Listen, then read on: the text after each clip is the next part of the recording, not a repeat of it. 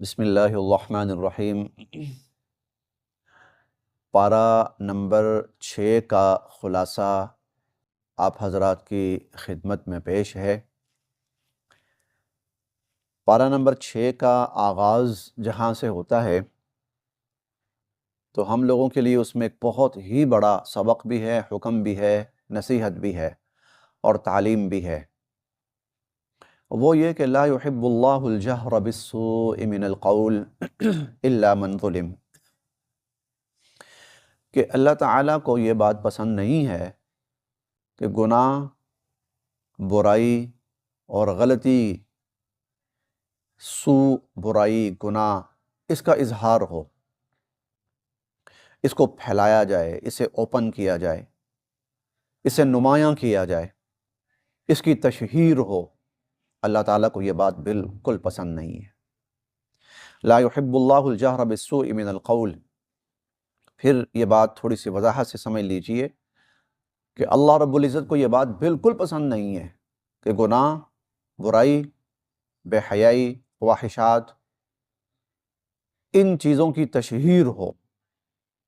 یہ چیز نمایاں ہو، یہ چیز اوپن کی جائے، یہ چیز پھیلائی جائے۔ اللہ تعالیٰ کو یہ بات بالکل پسند نہیں ہے۔ الا من ظلم، سوائے اللہ تعالیٰ فرماتے ہیں اگر کسی شخص پہ ظلم ہوا ہے اور وہ مظلوم ہے اور مظلوم ظالم کے ظلم کو ظاہر کرتا ہے تو وہ ٹھیک ہے، اس کو اجازت ہے تاکہ اس کا ازالہ ہو سکے۔ باقی برائی، گناہ کی بات کو پھیلانا، اسے نمایاں کرنا، اس کی تشہیر اللہ کو پسند نہیں۔ دوسرا جو مضمون اس چھٹے پارے میں بیان ہوا ہے وہ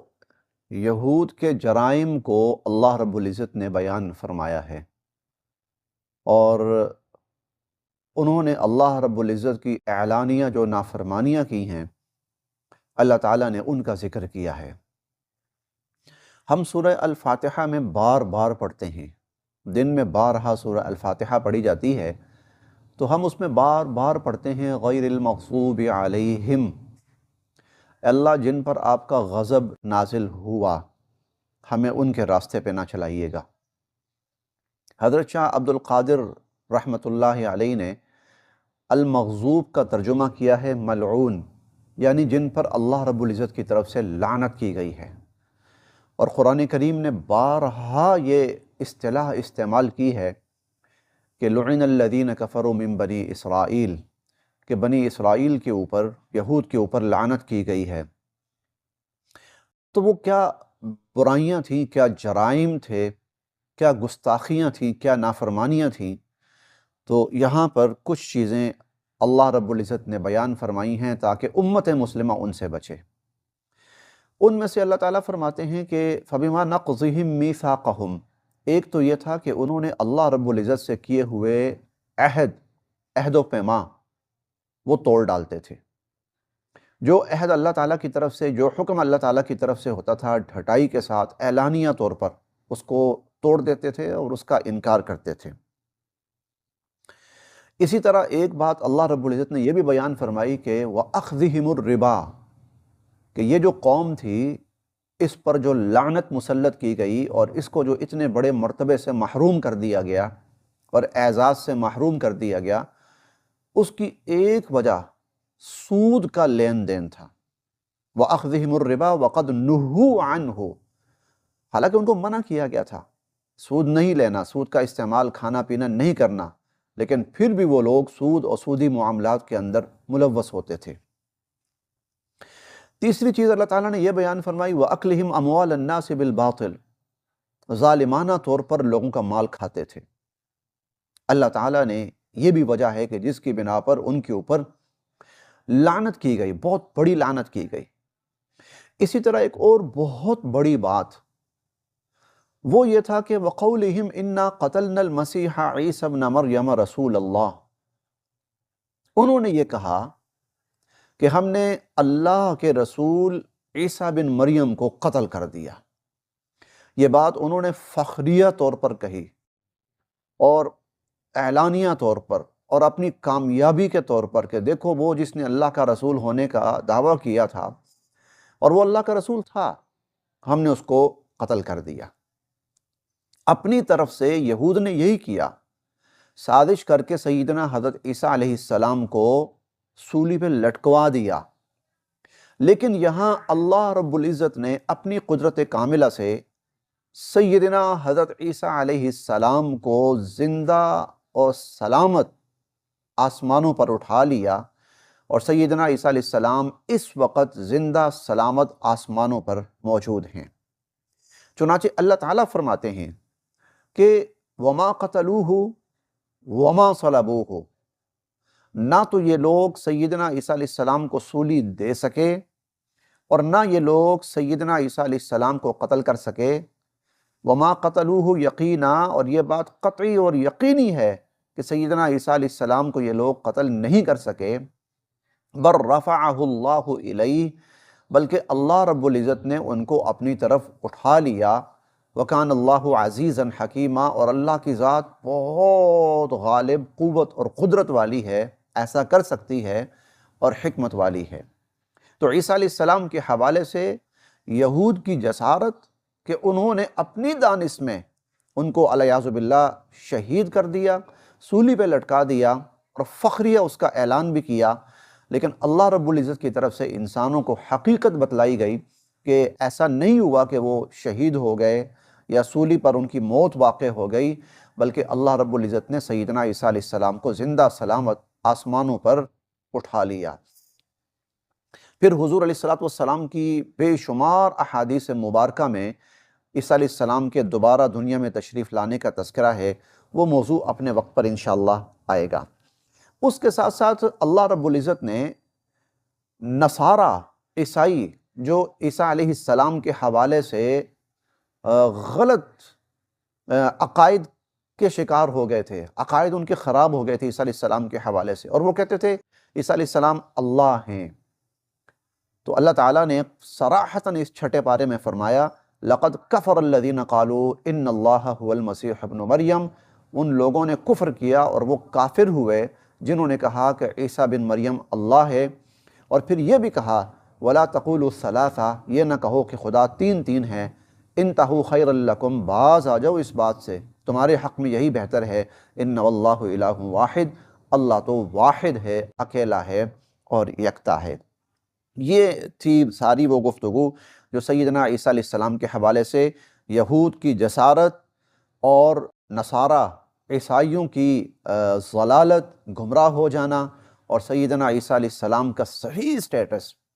اور یہ بھی اللہ تعالیٰ نے فرمایا کہ جو لوگ اس قسم کی باتیں کر رہے ہیں نا، ما لہم بہ من علم، انہیں پتہ ہی نہیں ہے، ان کے پاس علم نہیں ہے، الا اتباع الظن، وہ تو کچھ غلط فہمیاں ہیں، کچھ غلط گمان ہیں، ان کے پیچھے لگے ہوئے ہیں۔ اصل بات یہ ہے بر رفعہ اللہ الیہ، اللہ نے زندہ سلامت سیدنا عیسیٰ علیہ السلام کو اپنی طرف اٹھا لیا۔ تو چھٹے پارے کے مضامین میں سے ایک اہم مضمون یہ بھی ہے۔ اسی طرح چھٹے پارے کے مضامین میں سے ایک اہم مضمون ہے کہ کسی شکاری جانور یا پرندے کے ذریعے کسی چیز کو شکار کرنا۔ یسألونک ماذا احل لکم قل احل لکم الطیبات وما علمتم من الجوارح، شکاری جانور کے ذریعے کسی بھی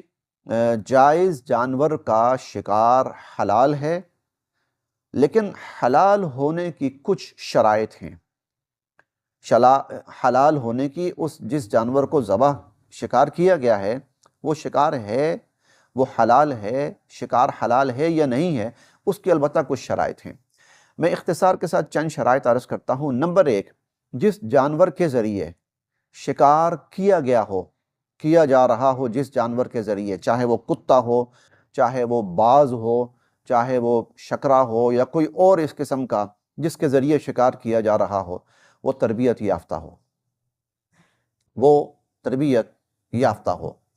معلمین تعلمونہن مما علمکم اللہ، اور اس کا تربیت یافتہ کیسے ظاہر ہونا ہوگا کہ جب آدمی اس کو کہے کہ تم شکار پہ جھپٹو، اس کو ہنٹ دے، اشارہ دے، اس کو بھیجے تو وہ جائے۔